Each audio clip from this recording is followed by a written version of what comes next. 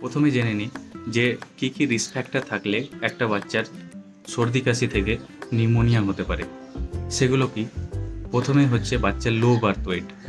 যদি বাচ্চার জন্মের সময় ওজন 2.5 কেজির কম হয় তখন আমরা লো বার্থ ওয়েট বলি। এবার লো বার্থ ওয়েট বাচ্চারাই হচ্ছে সমস্ত রকম ইনফেকশন বা যে কোনো প্রকার ডিজিজের ক্ষেত্রে রিস্ক ফ্যাক্টর। 2 নাম্বার হচ্ছে exclusive breast feeding till 6 month. আমরা জানি 6 মাস অবধি প্রত্যেকটা শিশুকে মায়ের দুধ খাওয়ানো উচিত, কিন্তু যদি কোনো কারণে মা বুকের দুধ না খাওয়াতে পারে সেক্ষেত্রে বাচ্চার ইমিউনিটি ঠিকঠাক করে হয় না। এটা একটা রিস্ক ফ্যাক্টর।